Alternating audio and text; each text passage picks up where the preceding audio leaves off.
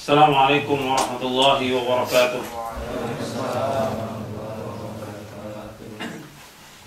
Alhamdulillah, nahmaduhu wa nasta'inuhu wa nastaghfiruh wa na'udzu billahi min shururi anfusina wa min sayyiati a'malina. May yahdihillahu fala mudilla lahu wa may yudlil fala hadiya lahu.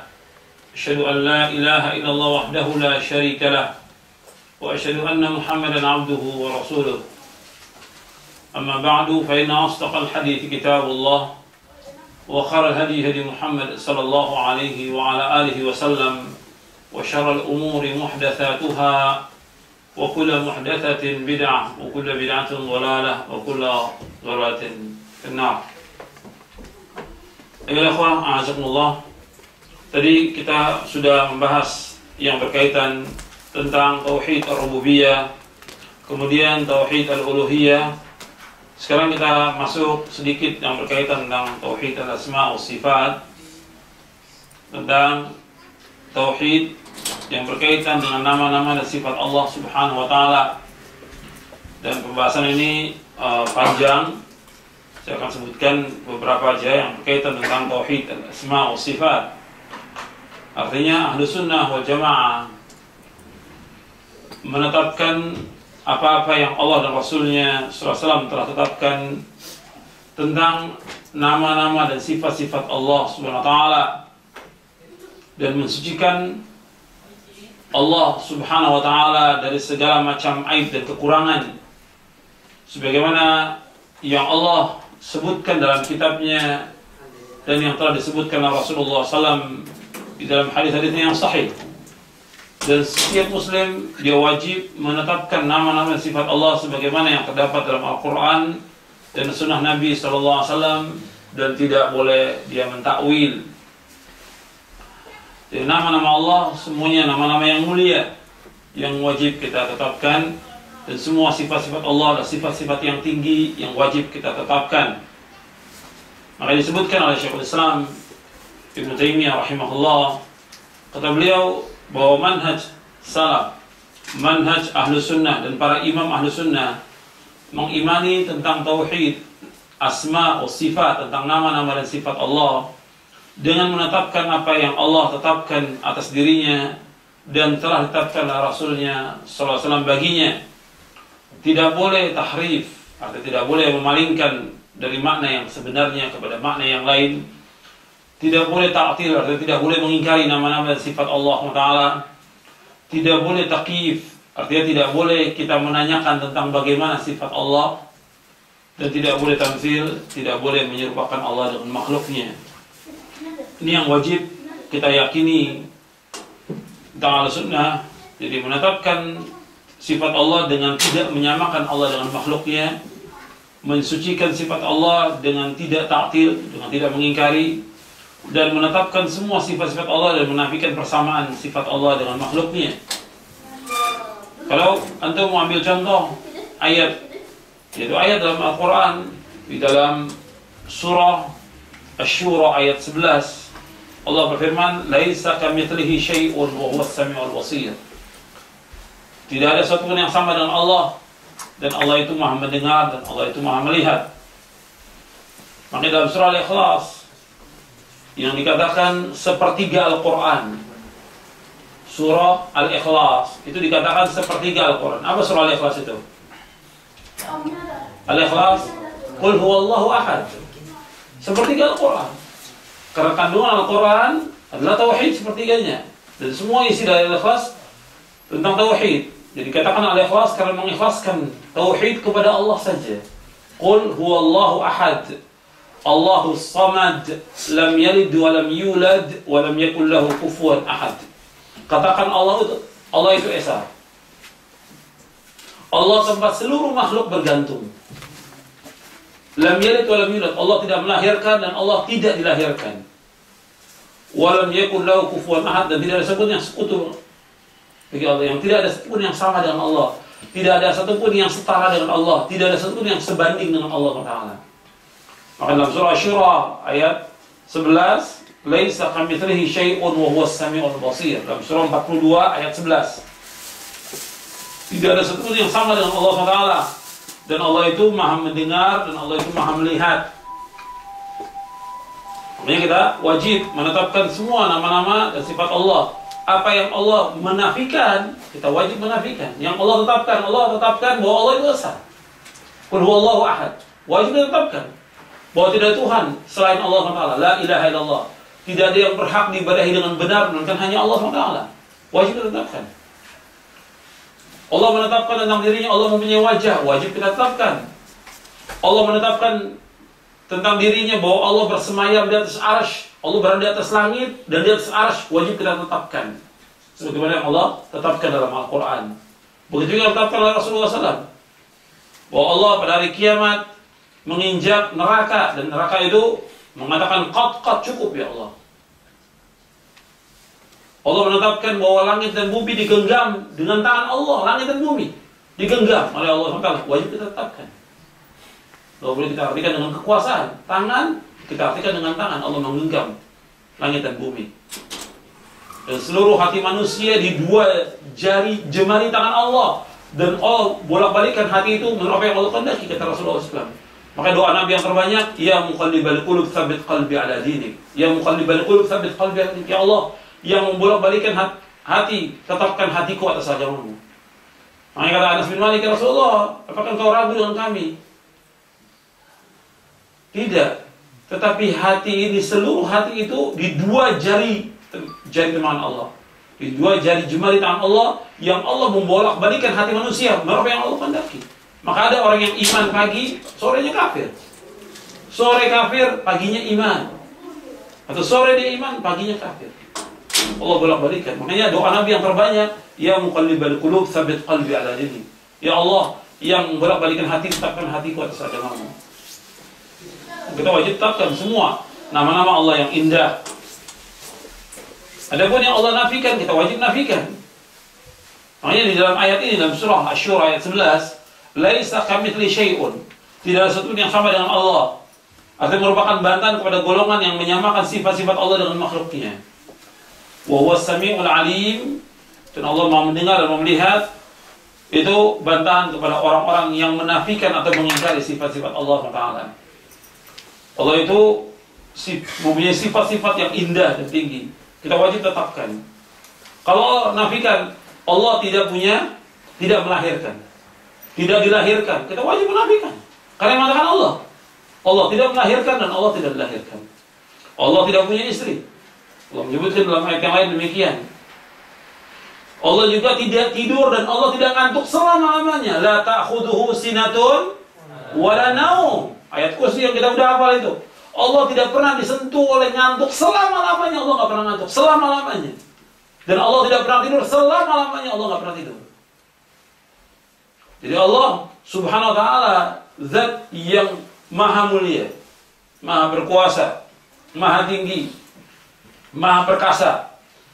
Makanya kita wajib menetapkan semuanya. Yang Allah tetapkan bahwa Allah tidak pernah tidur, tidak pernah ngantuk selama-lamanya.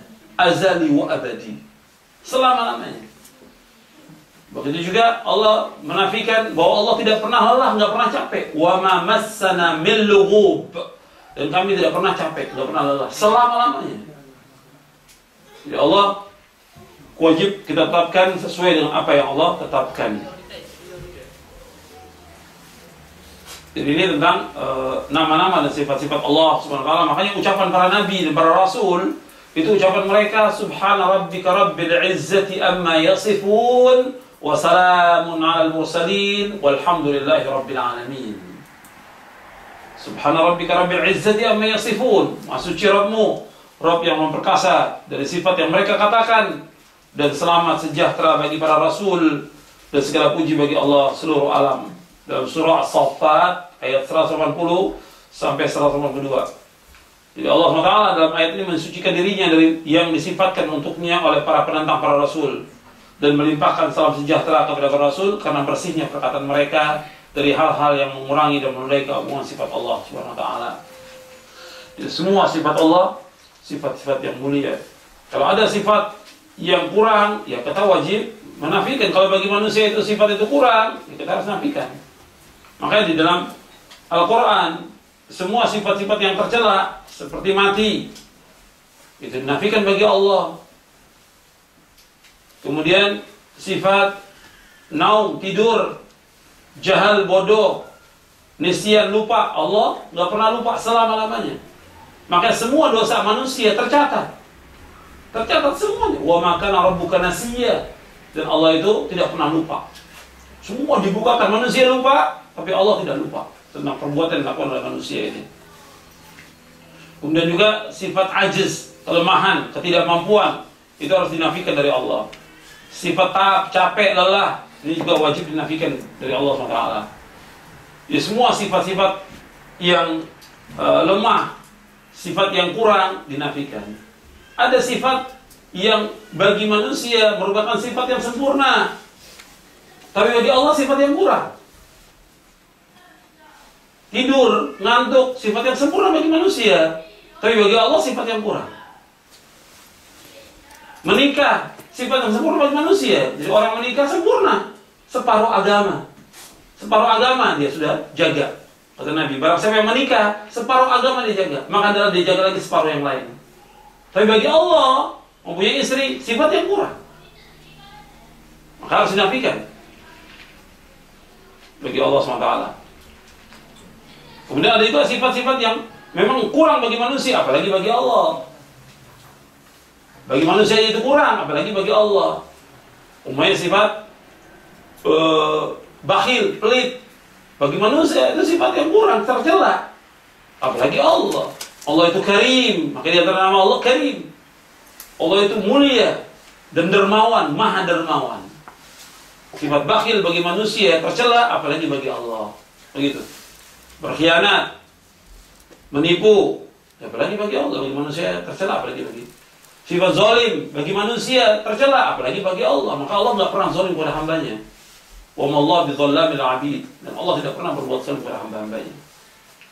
Jadi ini kaidah-kaidah yang penting yang tentang berkaitan dengan asma wa sifat, dan ini panjang pembicaraannya. Tapi kita sebagai seorang muslim dan muslimah wajib menetapkan semua sifat-sifat Allah. Sekarang kita bahas selanjutnya yang berkaitan dengan syirik. Baru setelah itu kesalahan-kesalahan yang terjadi yang dilakukan oleh manusia. Syirik merupakan dosa besar yang wajib dijauhkan oleh setiap muslim dan muslimah. Dan orang yang berbuat syirik itu, orang yang berbuat syirik dosanya akan diampuni oleh Allah. Tadi sudah kita bicarakan ketika kita bicara soal tauhid rububiyah, uluhiyah, asma wa sifat. Tentang masalah syirik, syirik itu artinya menyekutukan Allah, menduakan Allah, atau dia berdoa kepada Allah, dia berdoa juga kepada yang lain. Ini syirik. Dia beribadah kepada Allah, bersama dengan itu dia beribadah juga kepada selain Allah. Jadi ada orang yang syirik itu dia berdoa kepada Allah, tapi dia berdoa juga kepada selain Allah. Ini syirik.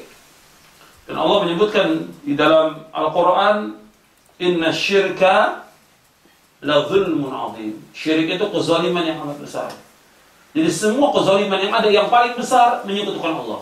Kezaliman yang paling zalim, kemungkaran yang paling mungkar, maksiat yang paling maksiat, menyekutukan Allah. Makanya Allah gak redha kalau Allah disekutukan dengan makhluknya. Makanya dosa yang besar, yang paling besar, Nabi bersabda dalam hadis yang sahih yang diriwayatkan oleh Imam Bukhari, Muslim, dan yang lainnya dari sahabat Abu Bakrah radhiyallahu anhu. Nabi bersabda, "Ala unabbiukum bi akbaril kabair." 3 kali Nabi menyebut, "Ala unabbiukum bi akbaril kabair." Ala unabbiukum bi akbaril kabair. Qalu bala ya Rasulullah. Qala al-isyraku billah wa 'uququl walidain wa jalasa wa kana muttaki'an faqala ala wa qawlu zur wa syahadatu zur. Qala fama zala yukarriruha hatta qulna laitahu sakat. Kata Nabi SAW, maukah aku kabarkan kepada kalian tentang dosa-dosa besar yang paling besar? 3 kali Nabi sebutkan. Kemudian beliau mengulangi 3 kali. Para sahabat menjawab, mau ya Rasulullah. Beliau menjawab, beliau bersabda, dosa besar yang paling besar yang pertama, syirik, menyekutukan Allah SWT. Yang kedua, durhaka pada orang tua. Durhaka pada orang tua. Yang ketiga, yaitu berkata dusta dan menjadi saksi palsu. Ini dosa besar yang paling besar. Dan Nabi terus mengulang-ulanginya. Jadi syirik, menyekutukan Allah, dikatakan dosa besar yang paling besar dan kezaliman yang paling zalim, karena orang yang melakukan syirik ini menyamakan Khalik, yaitu Allah, dengan makhluk. Menyamakan makhluk dan Khalik pada hal-hal yang khusus bagi Allah Subhanahu wa taala. Tadi sudah saya contohkan. Di antara syirik yaitu orang yang berdoa kepada selain Allah, orang yang berdoa kepada orang yang sudah mati, apakah itu nabi, wali, atau yang lainnya, atau yang lain yang sudah saya sebutkan tadi. Makanya para ulama ahlu sunnah menyebutkan orang-orang yang beribadah kepada selain Allah secara umum dia musyrik, secara umum. Tapi individu-individunya dilihat apakah dia sudah sampai hujjah atau belum. Bahkan Allah menyebutkan dalam Al-Quran kafir. Antum lihat dalam surah Al-Mu'minun, surah 23 ayat 117.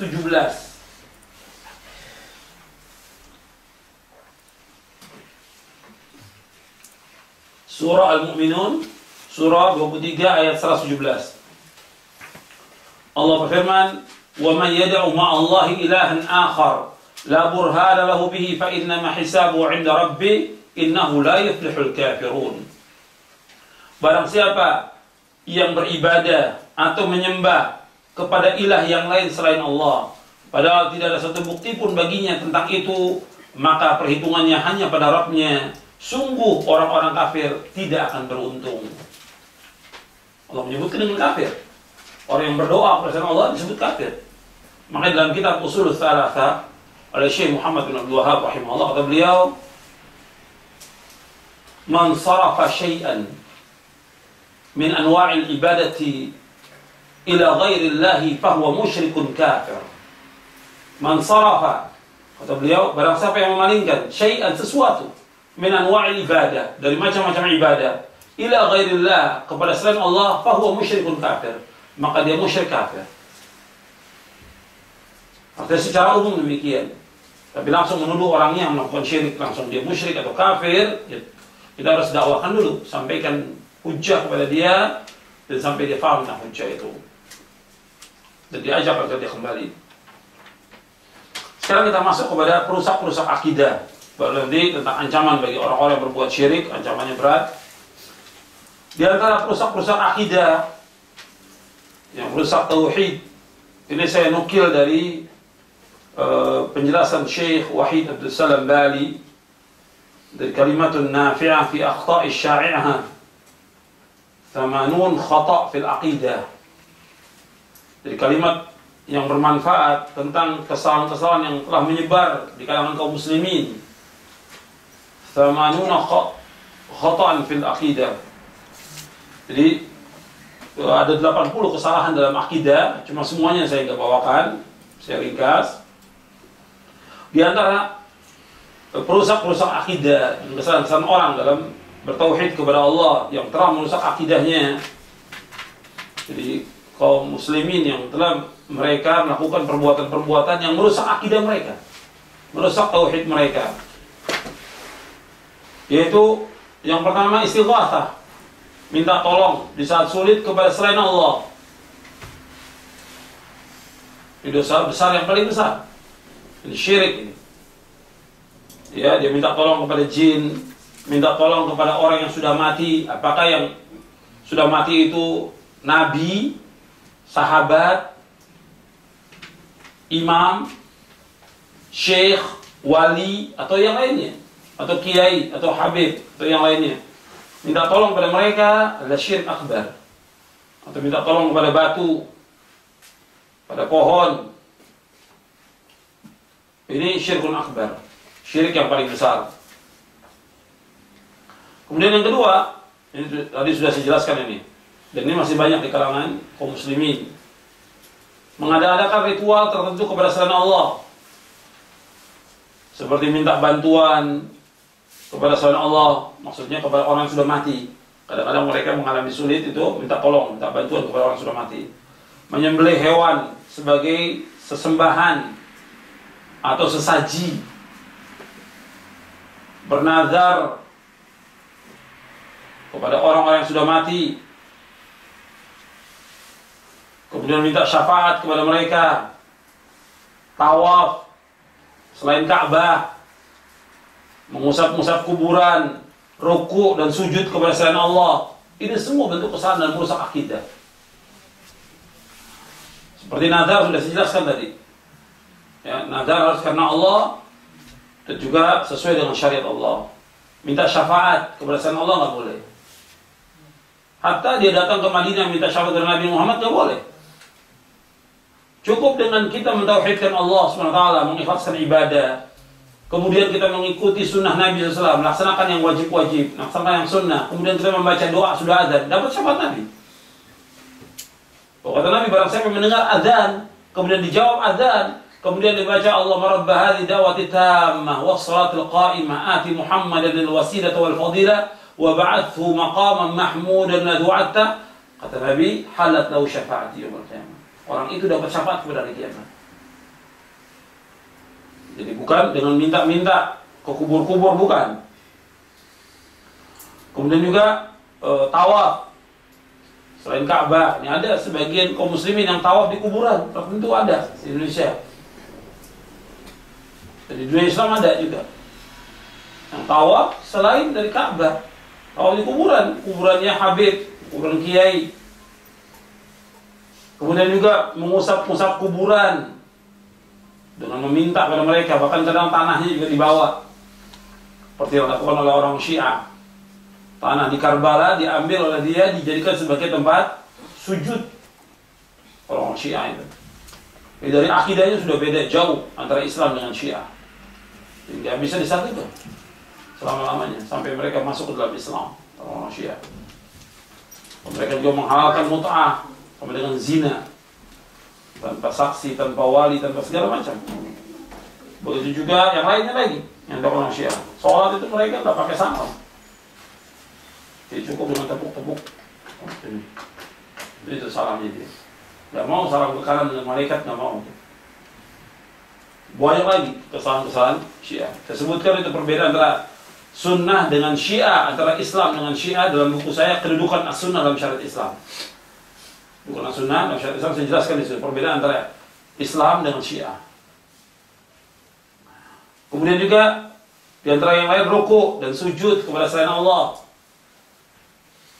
Di dalam setiap daurah sudah berkali-kali saya sampaikan, nggak boleh kita membungkuk ruku kepada selain Allah, nggak boleh. Apalagi sujud. Ya, ini kita udah terbiasa, ya. Bungkuk gini udah biasa.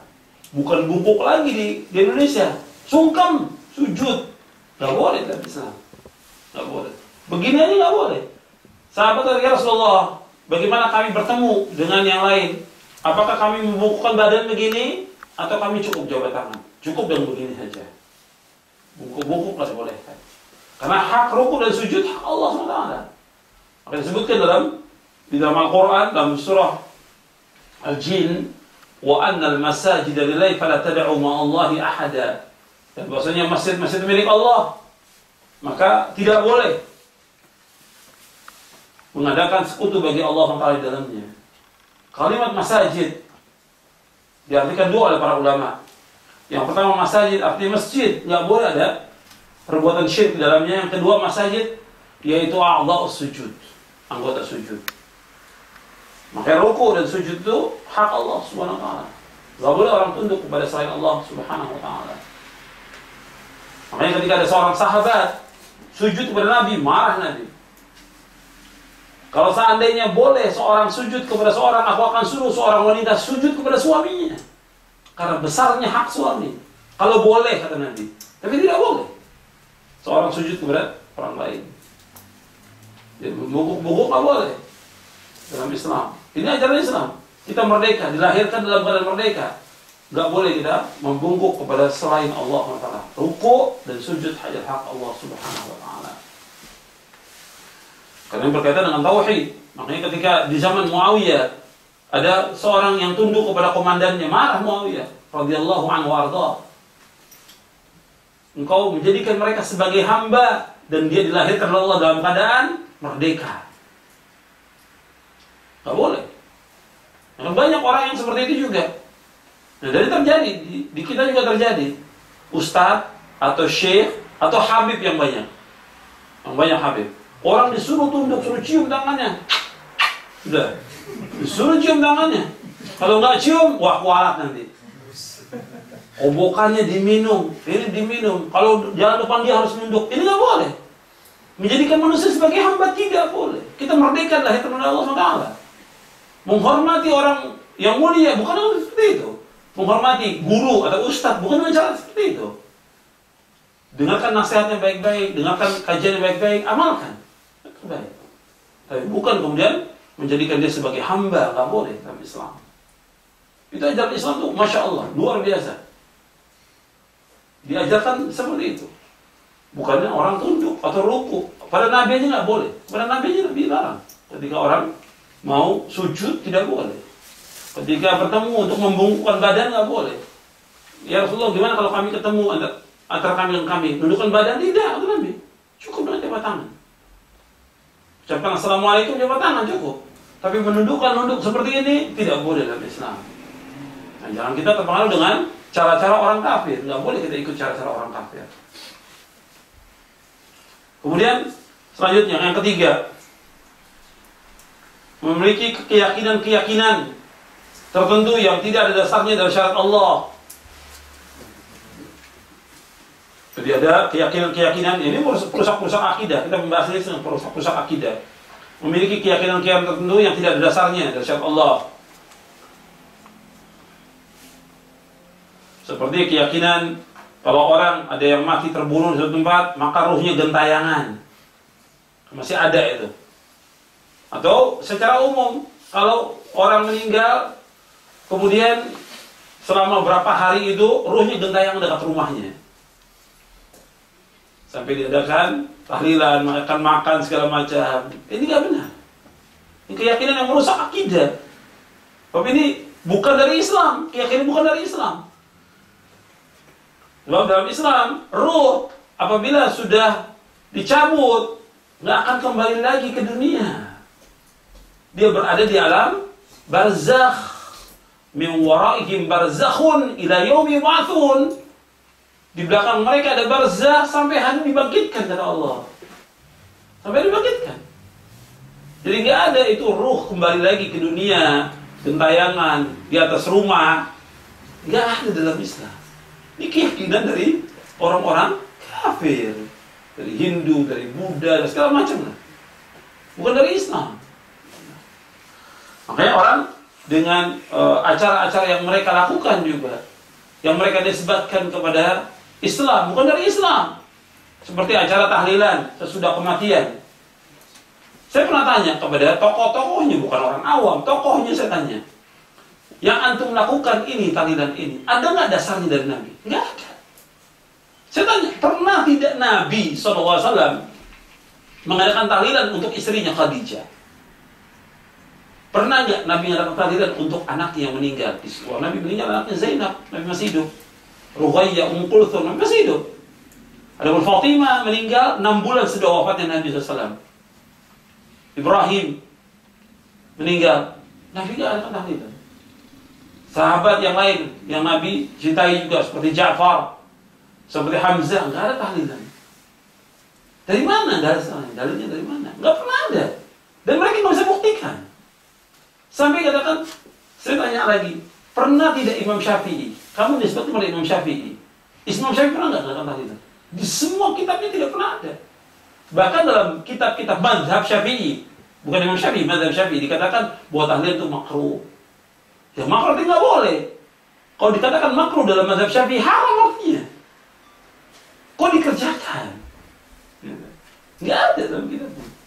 Makanya itu bukan dari Islam. Makanya kita tanya, dalilnya ada, kan ibadah.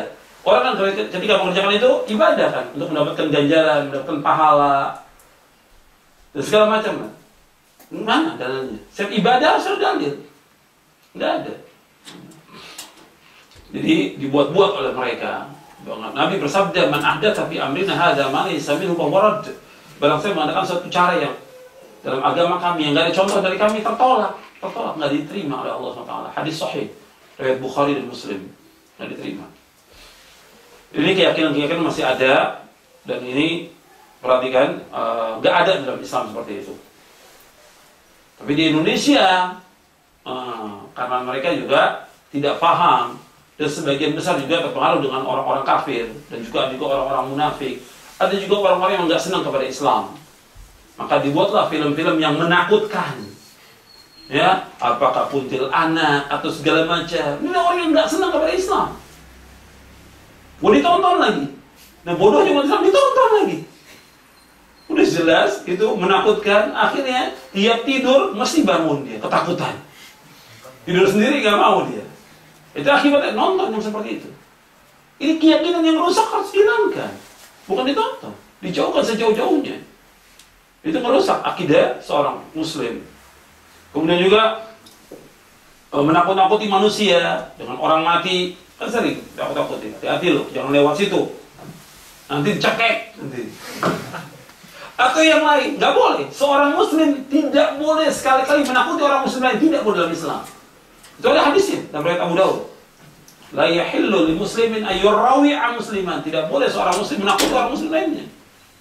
Kali takutin. Dia sudah takut, dia nggak mau, dia takut sendiri, takutin orang lain. Dan salahnya, memang salahnya pendidikan orang tua kita. Itu kesalahannya. Orang tua kita ketika mendidik nggak mampu, ya, karena anak-anaknya nakal. Supaya dia takut gimana? Ditakut-takuti. Karena nggak sanggup orang tuanya, anaknya nakal. Akhirnya ditakut-takuti, nanti kamu begini, nanti kamu begini. Semua sistem pendidikan itu salah. Sistem pendidikan mendidik anak dengan menakut-takuti salah dalam Islam. Nggak boleh. Nggak boleh. Jangan takut-takuti anak. Justru biarkan dia berani. Malam dia mau kencing, biarkan dia sendiri. Jangan takut-takuti. Jangan nanti malam kalau kamu keluar, dicekek nanti kamu. Makanya supaya anak nggak main-main keluar. Tapi salah. Akhirnya selama-lamanya anaknya takut. Ini merusak akidah dia sejak kecil. Nggak boleh, biarkan dia berani dalam Islam. Jadi nggak boleh takut-takuti. Nah, ini kejadian terus-menerus kan kepercayaannya. Kemudian juga percaya adanya jin yang suka mengganggu gitu. Ya kalau kita lewat harus numpang-numpang, permisi. Sampai kencing di suatu tempat, nggak ada tempat kencing, kita mau kencing numpang-numpang. Nggak boleh. Kita baca a'udzu bikalimatillahi tammati min syarri ma khalaq. Ya Allah, aku berlindung pada Engkau dengan kalimat-kalimatmu dari kejahatan makhlukmu. Jadi bukan seperti ini. Ini keyakinan-keyakinan masih ada di kalangan kaum muslimin. Ini keyakinan yang merusak akidah. Masih ada. Ya. Kemudian yang keempat. Di tentang ini masih banyak ya. Kalau kita kembangkan lagi masih banyak itu di Indonesia. Keyakinan-keyakinan tentang jin dan segala macam masih banyak di Indonesia. Kemudian yang keempat, memiliki keyakinan tentang hari-hari tertentu. Keyakinan tentang hari tertentu. Dikatakan hari tertentu itu sial. Atau hari itu barokah, nggak boleh. Dari mana dia menentukan? Dan umumnya, keyakinan orang-orang jahiliyah, kalau hari Selasa itu sial. Kalau bulan Safar, sial. Dan bulan Muharram, Safar, Rabiul Awal, Rabiul Akhir, sampai akhir itu. Itu keyakinan orang-orang jahiliyah. Kalau bulan hari Selasa itu sial kata mereka. Kalau bulan Safar sial. Islam nggak ada hari sial. Dalam Islam tidak ada. Jadi apa hari sial? Atau menentukan bahwa hari itu barokah, nggak ada. Kecuali dengan dalil. Seperti hari Jumat, Sayyidul Ayyam, itu ada dalilnya. Hari yang barokah hari Jumat. Tapi kemudian dia menentukan perkawinan itu di hari ini. Kalau nggak hari ini, nanti nggak barokah nikahnya, nggak boleh. Nggak boleh. Nah, banyak orang-orang tua yang punya keyakinan seperti itu. Ketika sudah ada jodohnya, sudah ada kesempatan dia untuk menikah, dan uang sudah ada, oh nggak boleh bulan ini, nanti 2 bulan lagi, di hari ini. Maharnya juga dihitung, ya, berapa ratus ribu, berapa juta, itu pakai, ya nggak wajar lah kadang-kadang dengan hitungannya dia. Nah kalau ini sudah terjadi, bagaimana pernikahan sah nikahnya? Selama ada wali, ada mahar segala macam. Cuma kadang-kadang hitungannya nggak beres. Hitungannya. Ya maharnya juga nggak ada 10.000 atau 100.000 atau 1 juta. Enggak. Dia mesti 1.355.000 atau apa begitu. Itu masih ada yang seperti itu.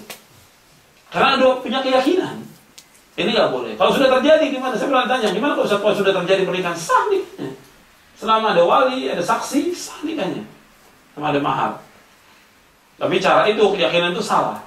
Makanya saya sebutkan di dalam buku saya, Panduan Keluarga Sakinah, tentang kesalahan-kesalahan yang terjadi dalam pernikahan. Dalam Panduan Keluarga Sakinah. Apa saja yang salah dalam pernikahan yang terjadi di kalangan kaum muslimin. Jadi keyakinan tentang hari-hari tertentu, ini nggak boleh. Bahwa itu sial, bahwa itu barokah. Dan itu terutama di Jawa banyak ini.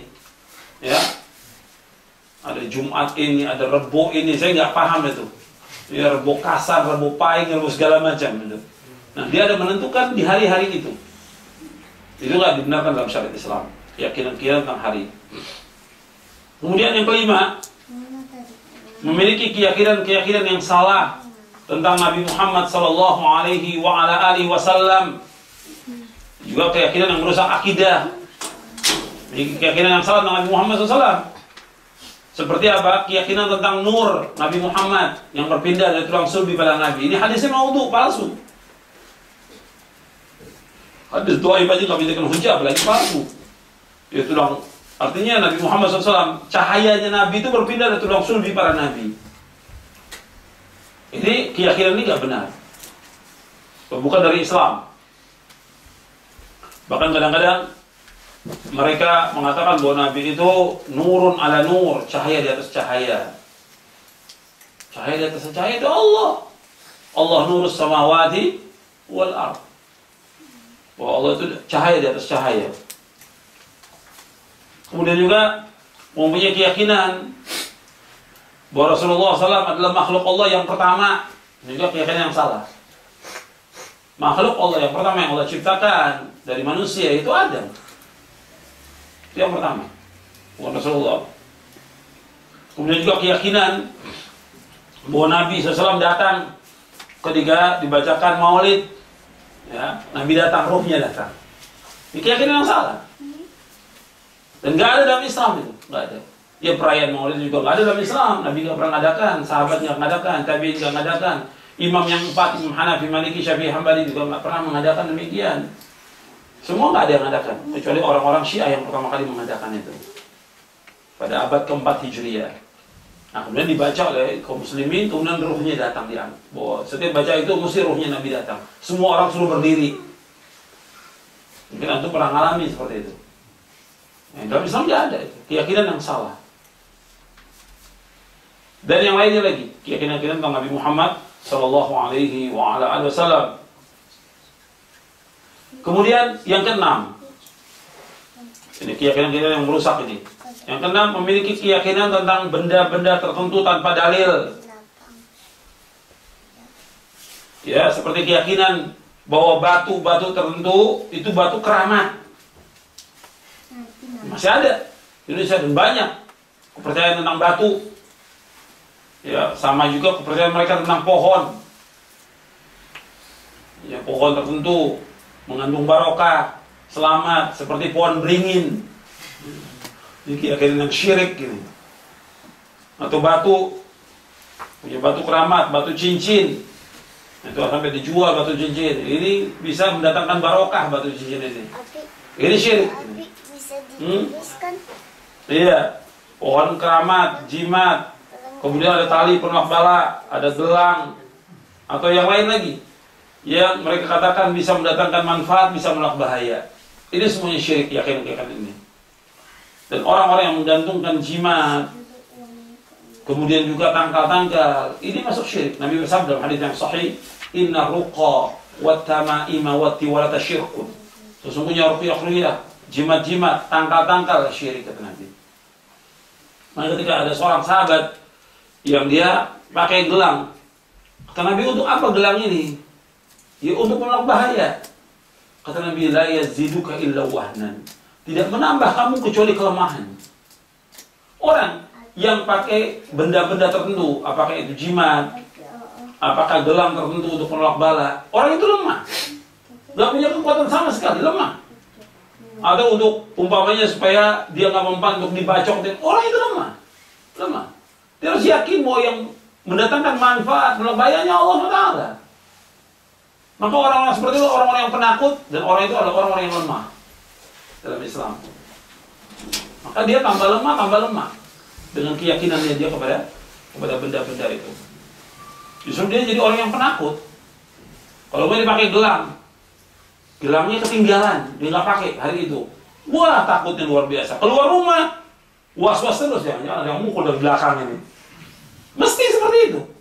Jadi orang yang penakut dan jadi orang lemah. Beda kalau kita nggak pakai apa-apa, bergantung pada Allah. Makanya kita ucapkan Bismillahi tawakkaltu 'ala Allah, la haula wala quwwata illa billah. Tawakal kepada Allah. Dengan nama Allah, aku sandarkan semua urusanku kepada Allah. Tidak ada yang upaya kecuali pertolongan Allah. Selamat kita. Dengan Allah. Tapi dengan benda, dia bergantung pada benda itu. Ini keyakinan yang salah. Dan ini merusak akidah dia. Kemudian yang ketujuh,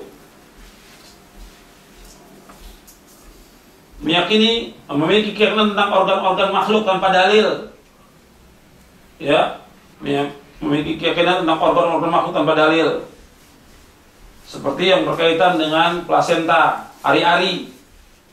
Itu dia katakan temannya bayi. Itu harus ditanam. Segala macam lah, seperti orang yang makhluk hidup meninggal. Di sini orang ari-ari buang aja saja. Di negeri Arab juga sama, buang. Di kita itu karena kepercayaan yang luar biasa. Oh, luar biasa, ditaruh di tempatnya, dikubur, kasih wangi-wangian. Seperti acara orang meninggal dunia. Ini keyakinan yang salah. Itu mau tengah, orang begitu lahir, dibuang sudah begitu aja. Tempat sampah, hari-hari itu. Ini keyakinan yang salah, orang sampai menghormati hari-hari segala macam. Jadi muliakan ya bayinya, diadakan akikah hari yang ketujuh, bukan hari-harinya. Kemudian juga kepercayaan mereka tentang tulang tertentu atau yang lainnya lah, yang masih ada sebagian orang Islam punya percaya tentang itu. Kemudian juga yang merusak lagi, yaitu datang ke dukun. Ini yang ke-8. Datang ke dukun, paranormal, orang pintar. Dipercaya kepada kata-kata dukun. Nabi bersabda dalam hadis yang sahih yang diriwayatkan oleh Imam Ahmad dan Muslim, "Man ata 'arrafan fasal syai'in lam tuqbal salatun 40 lailah." Barang siapa yang datang ke dukun menanyakan sesuatu, maka tidak diterima salatnya selama 40 malam. Nggak diterima. Jadi nggak boleh datang ke dukun, orang pintar, paranormal, salatnya nggak diterima selama 40 malam. Nggak diterima. Makanya nggak boleh kita datang ke dukun, paranormal, orang pintar. Dan di Indonesia ini banyak. Cuma masyarakat katakan dia kiai. Katakan kiai.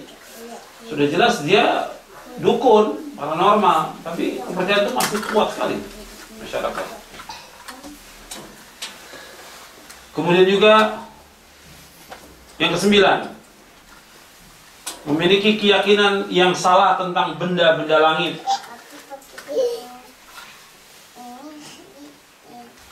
Memiliki keyakinan yang salah tentang benda-benda langit.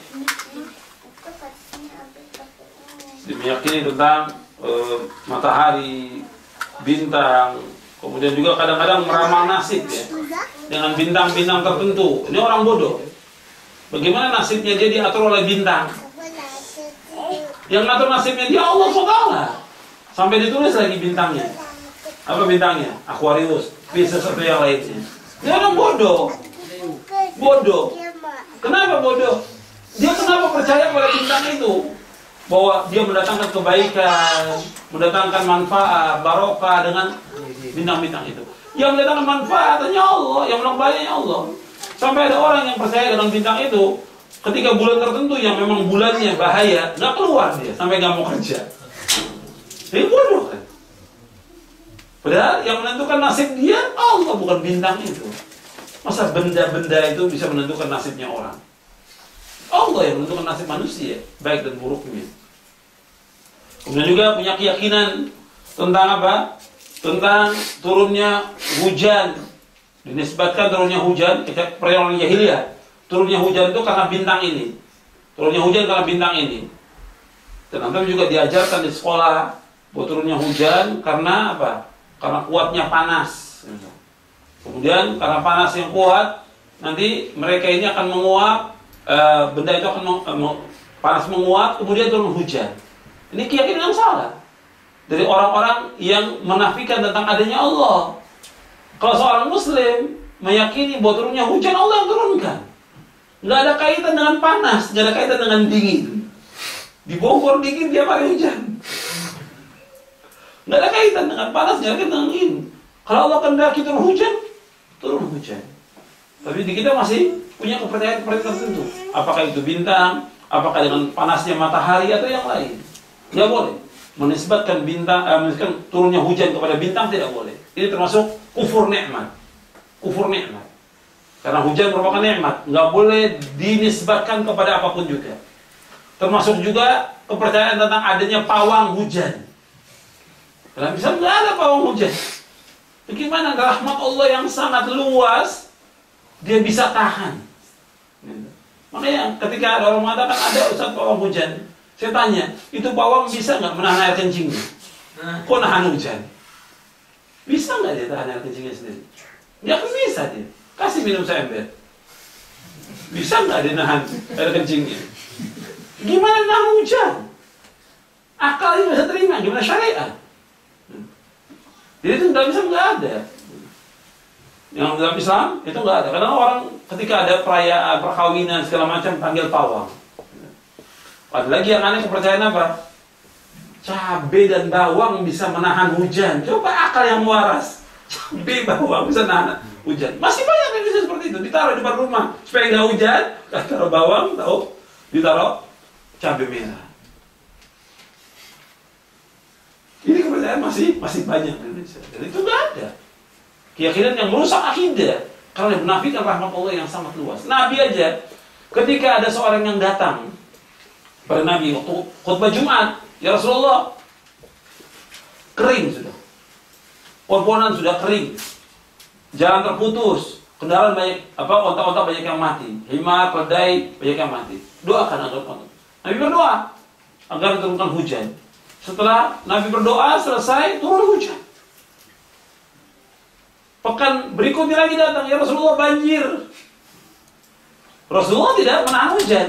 Terus ya Allah, alihkan hujan ini ke gunung-gunung, ke bukit-bukit, ke hutan-hutan. Jadi nggak boleh menahan rahmat Allah, nggak boleh. Menahan rahmat Allah tidak boleh. Jadi Nabi yang melakukan Allah alihkan hujan ini ke bukit-bukit, ke gunung-gunung, ke lembah-lembah. Nggak boleh menahan rahmat Allah yang luas itu. Kemudian juga keyakinan-keyakinan tentang batu tertentu atau keyakinan tentang meteor atau yang lainnya yang masih ada di tengah kaum muslimin. Yang ke-10,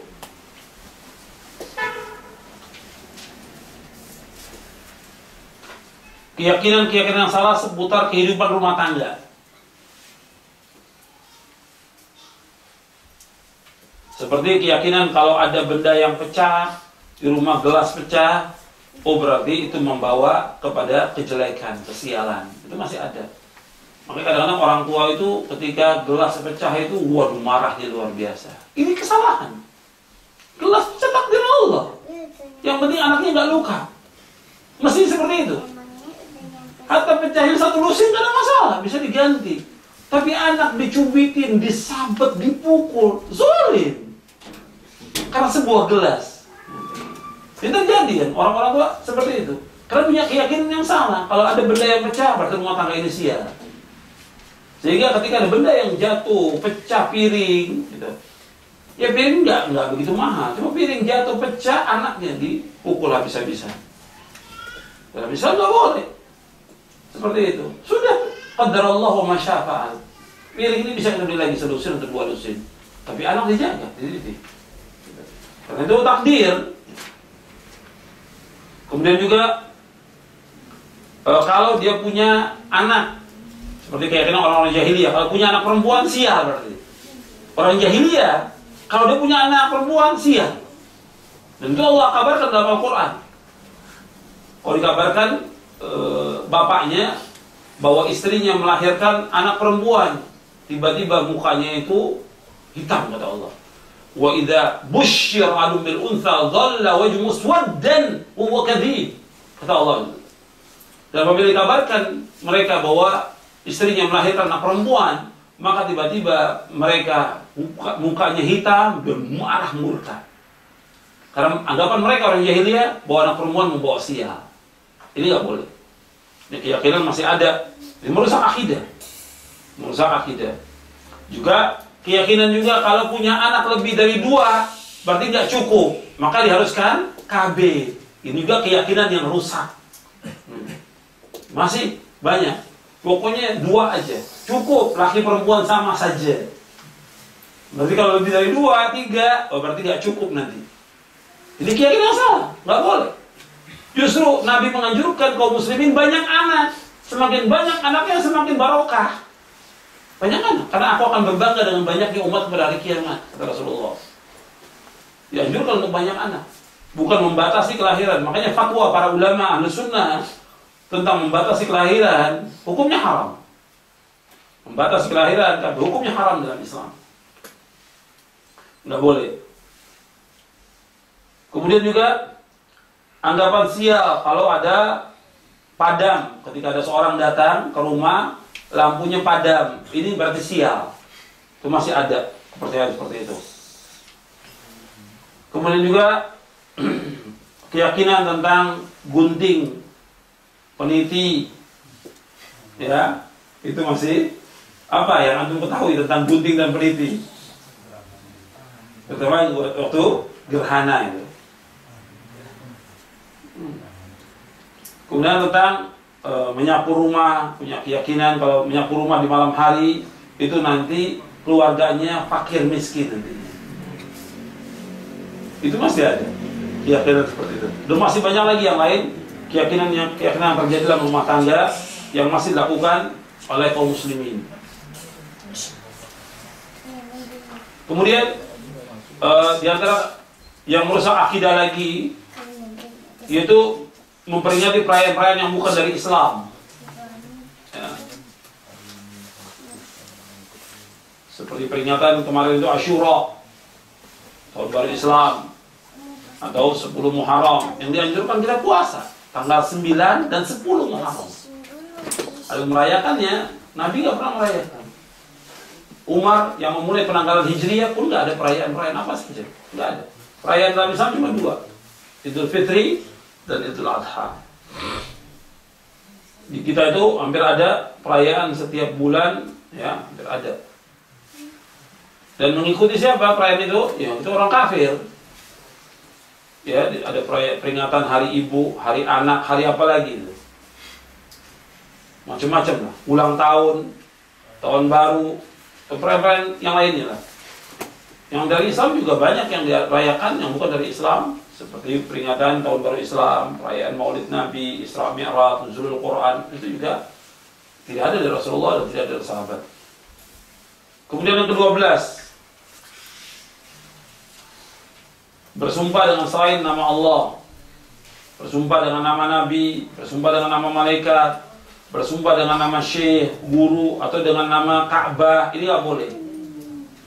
Demi Ka'bah, demi Rasulullah, demi malaikat nggak boleh. Kalau mau bersumpah demi Allah. Sebab man halafa bi ghairi faqad asyrak. Barang siapa yang bersumpah dengan selain nama Allah, maka dia telah berbuat syirik. Kalau memang perlu dia bersumpah dengan nama Allah. Kemudian yang ke-13, memiliki keyakinan tertentu yang berhubungan dengan hewan.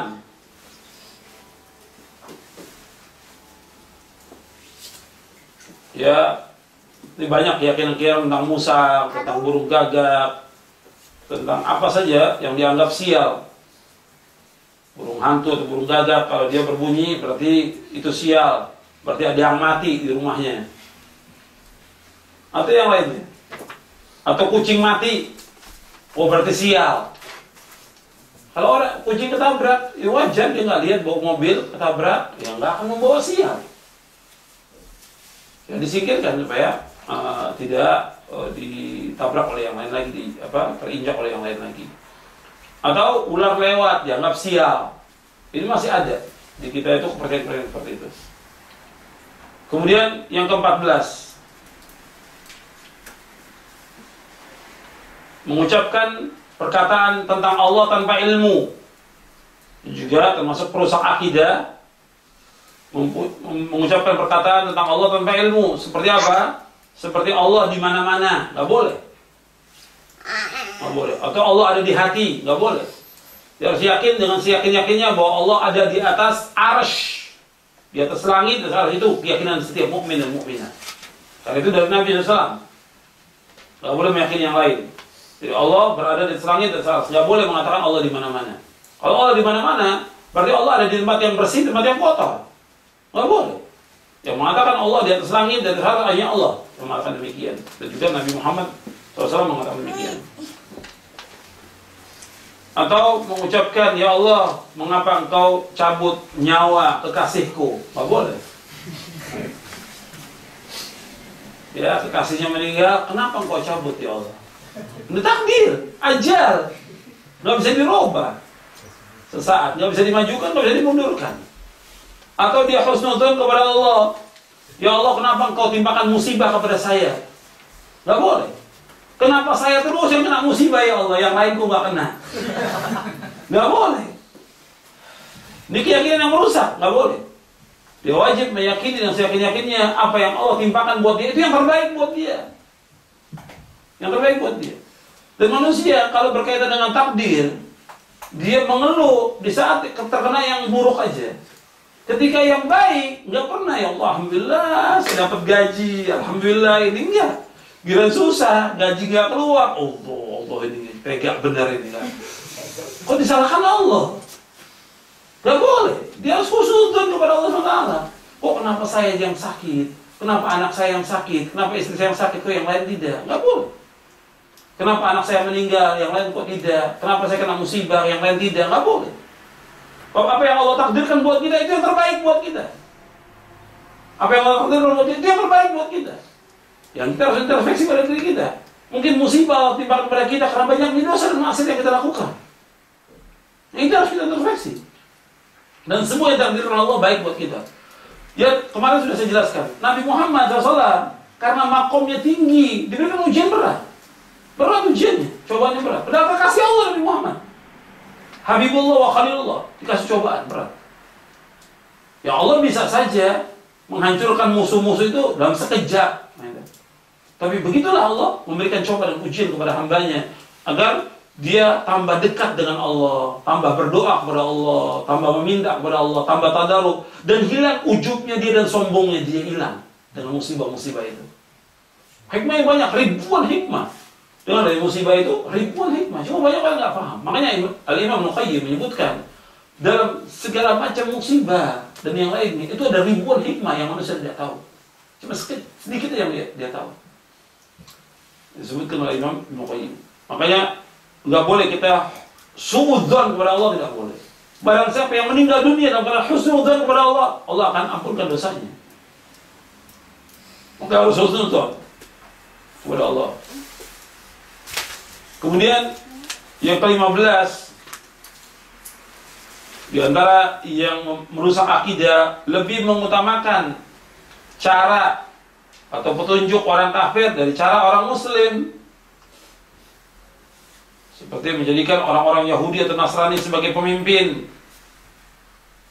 atau mengajak musyawarah dengan orang-orang kafir, atau juga menghormati orang kafir dan mengucapkan salam kepada mereka. Nggak boleh dalam Islam. Jadi juga merusak akidah. Orang kafir itu dihinakan oleh Allah. Bahkan orang-orang kafir, Allah menyebutkan dalam Al-Quran, ya'kuluna kama ta'kulul an'am wal nar mathwal lahum. Mereka itu makan seperti makannya binatang ternak dan tempat tinggal mereka adalah neraka jahanam. Orang-orang kafir. Nggak boleh dimuliakan orang kafir itu. Karena Allah menghinakan orang kafir dalam Al-Quran. Kemudian yang terakhir, yang ke-16, memberikan nama-nama yang mungkar kepada anak. Juga merusak akidah. Seperti memberikan nama Abdul Nabi, hambanya Nabi, nggak boleh. Abdullah boleh, Abdul Rahman, Abdul Mawjud, Abdul Ali. Orang-orang Syiah itu memberikan nama anaknya dengan Abdul Ali, hambanya Ali bin Abi Thalib. Karena dia mengatakan bahwa wahyu itu mesti turunnya kepada Ali, bukan kepada Nabi. Orang Syiah yang bulat seperti itu, yang bulat. Atau Abdul Rasul, nggak boleh. Yang bagus dinisbatkan nama hamba itu kepada Allah. Dan itu yang paling baik. Abdurrahman, Abdullah, Abdurrahim, Abdul Rauf, Abdul Khalid, dan yang lainnya dari nama-nama Allah. Jadi kita sebagai hamba Allah, bukan kepada nama-nama yang disebutkan kepada manusia, tidak boleh. Ini diantara pesan-pesan perusak akidah ya, yang disebutkan di dalam kitab kesan-pesan dalam akidah. Dan kalau ada yang kurang jelas yang antum mau tanyakan, silakan. Kalau sebentar lagi masuk maghrib. Itu saja. Wassallallahu Nabi Muhammadin sallallahu alaihi wa ala alihi wasallam.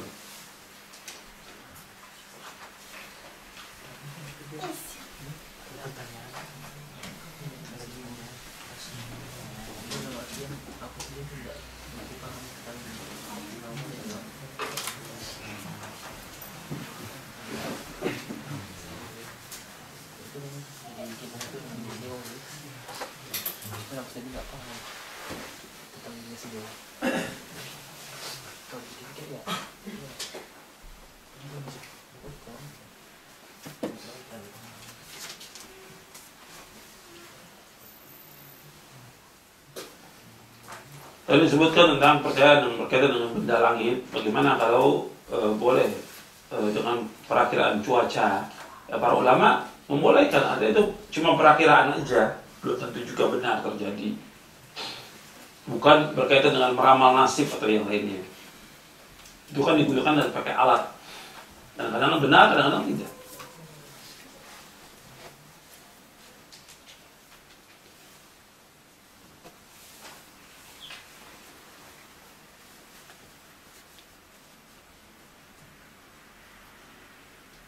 Kebiasaan kita di Jepang ini, ya kalau orang Jepang mengucapkan salam dengan membungkukkan badan gimana? Ya sebaiknya kita menghindari yang seperti itu. Dia menghindari supaya dia juga paham bahwa dalam Islam tidak demikian.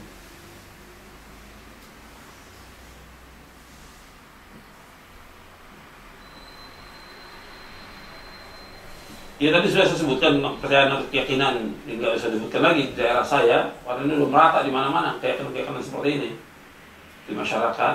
Ya kita sampaikan tauhid kepada mereka, tauhid kepada mereka. Tadi disebutkan bahwa sungkem kepada orang tua tidak boleh. Sekarang bagaimana kalau cium tangan? Boleh. Artinya ikhtiar kepada orang tua, jabatan dengan mencium tangannya boleh kan? Artinya bukan dalam artian penyembahan, gitu. Istilahnya ikhtiar.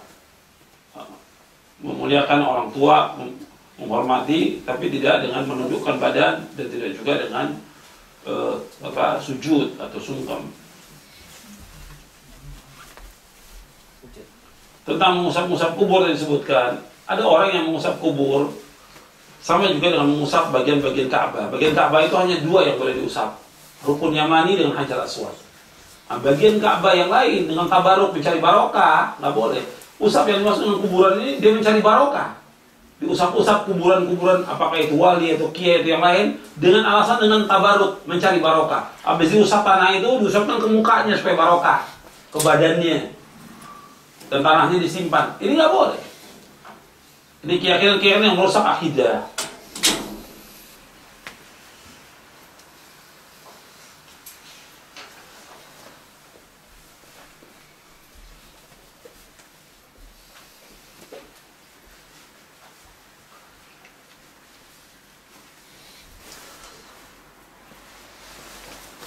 Bagaimana kalau kita minta doa kepada seorang ustadz supaya mendoakan keluarga yang sakit agar sembuh? Ini sifatnya boleh saja. Arti tawasul dengan orang yang hidup boleh. Memintakan doa agar dia mendoakan keluarganya boleh aja. Cuma yang terbaik kita langsung berdoa kepada Allah. Langsung kita berdoa kepada Allah, itu yang terbaik.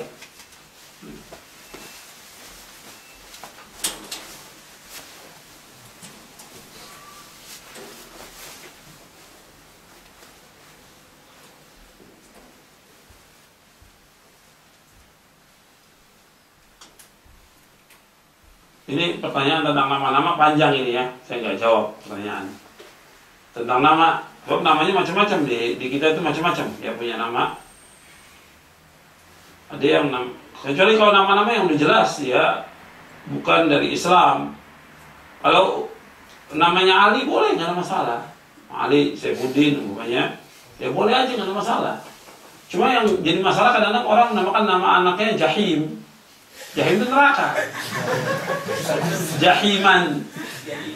Ada Rojiman. Ya Rajiman. Rojim, syaitan rojim. Namanya. Di Indonesia macam-macam namanya, Pengki namanya. Ya kalau soal nama panjang dan banyak ya.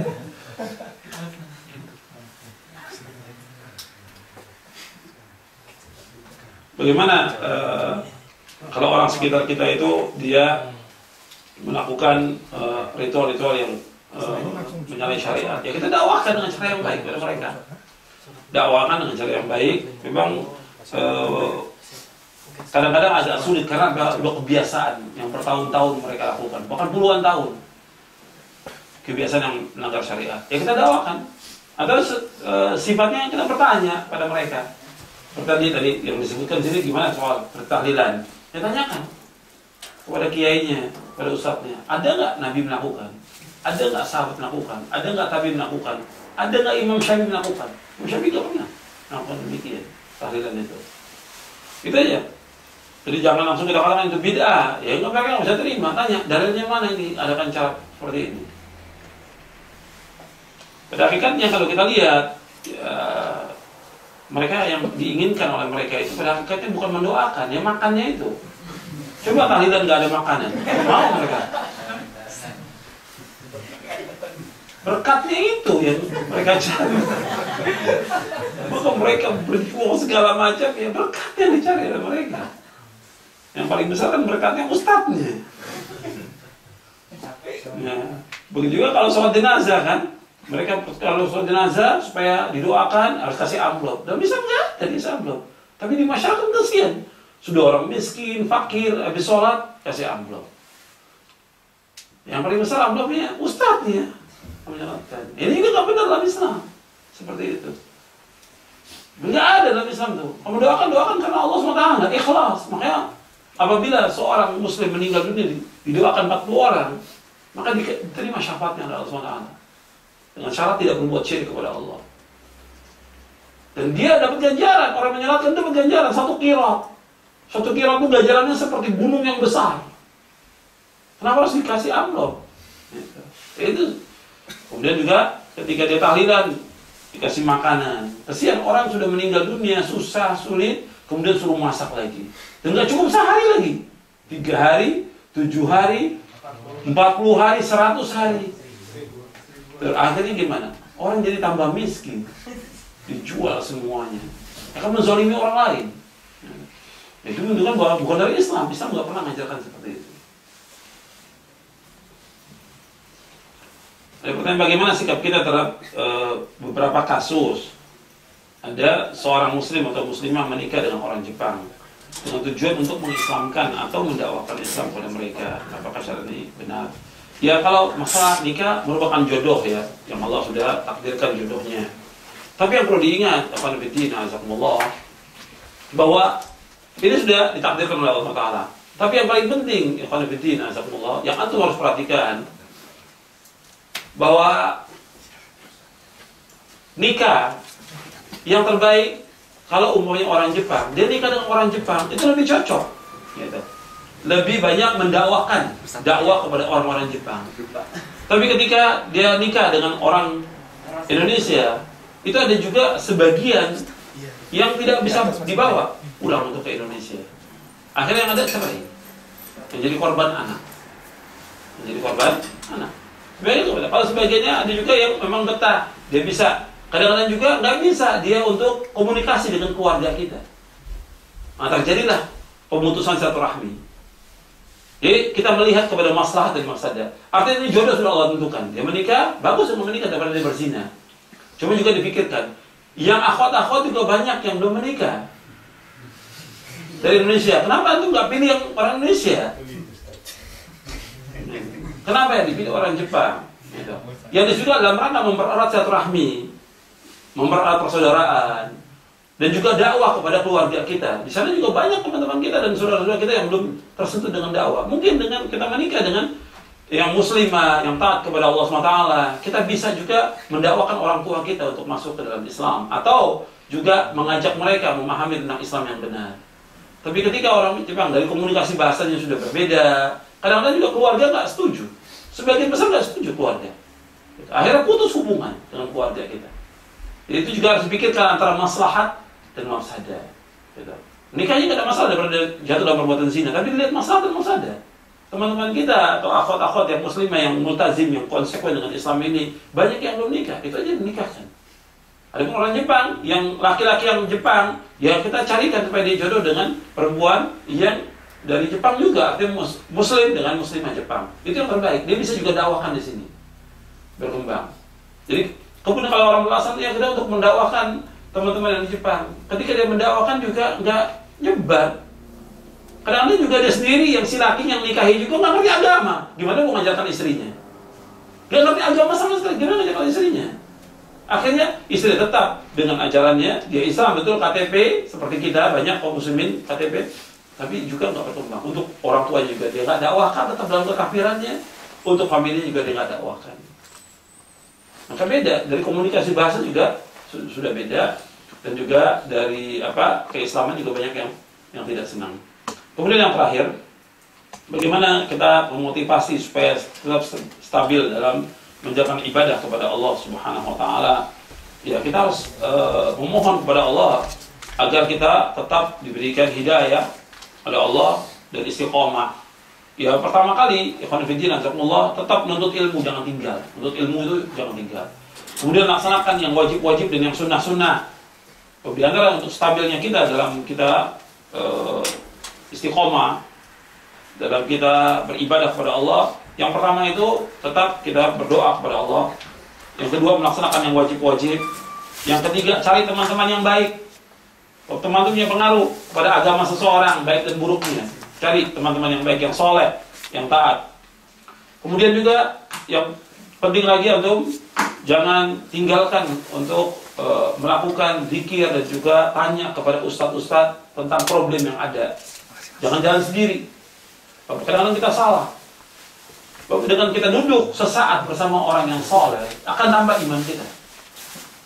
Maka kumpul seperti ini, itu terasa. Iman juga terasa, menambah. Ketaatan terasa. Kalau kita jauh, maka seolah kita digoda oleh syaitan.